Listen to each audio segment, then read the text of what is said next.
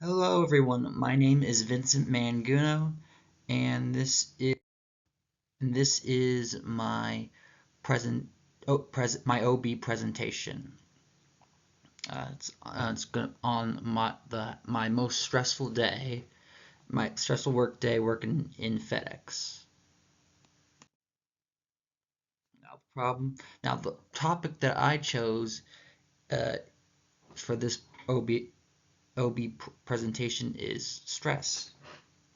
Now the problem was so I was working at FedEx, and I have been since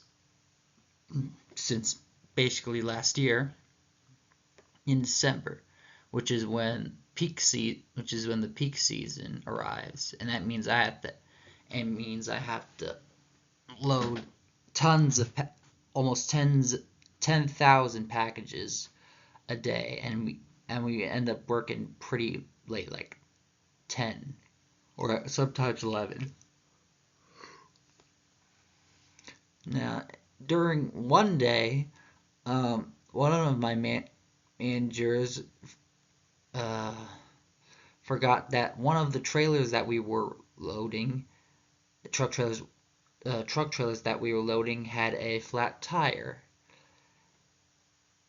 That and this trailer was one that we already had packages filled up in.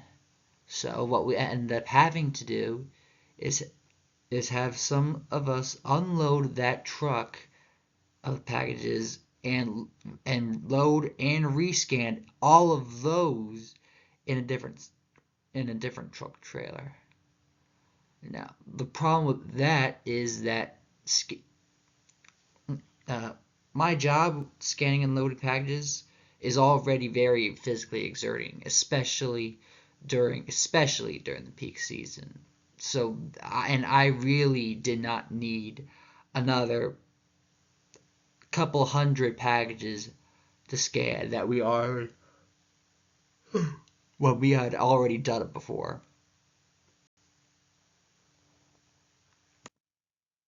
Now, from an OB perspective, the, pr- the problem is a classic case of stress resulting from acute extreme increase in job demands, uh, specifically in an unexpected physical and quantitative workload that exceeded my capacity, while the necessary job resources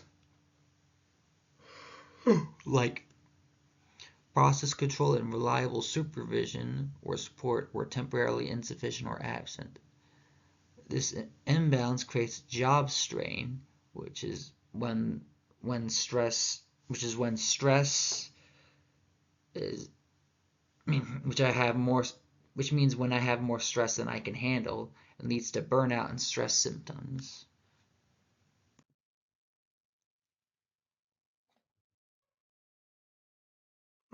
Here are the steps. Three steps. Process and prevention. Each of these steps has like two subcategories. For process and prevention, we do mandatory double check system for key processes.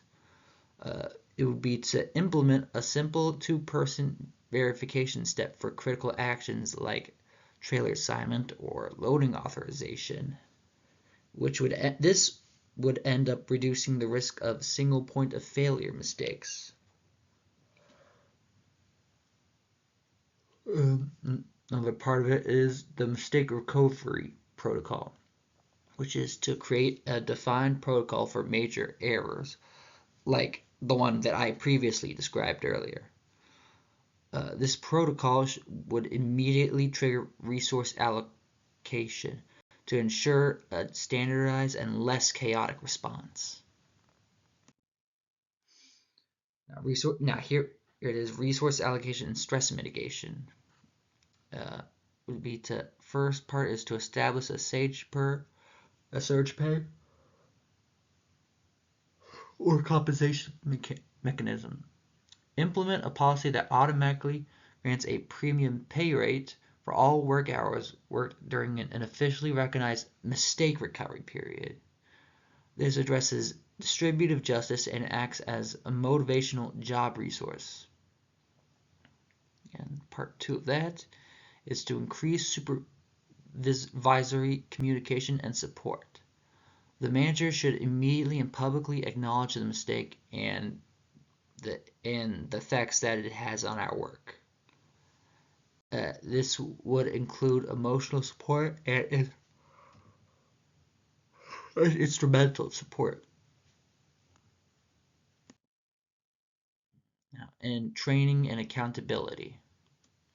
Uh, Leadership training on stress and justice.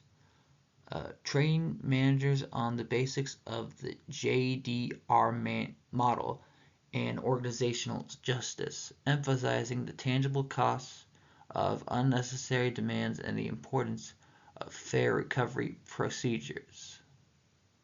And part 2 of training and accountability, I'm not sure if I said that before, uh, is the anonymous feedback loop. That would be to establish an anonymous post-incident feedback system to capture the team's perspective, which would be me and my coworker's perspective on how the mistake was handled and how the recovery effort could be improved. All right, let's see if I missed it. Okay. And now this was my reference. Thank you very much for listening to me.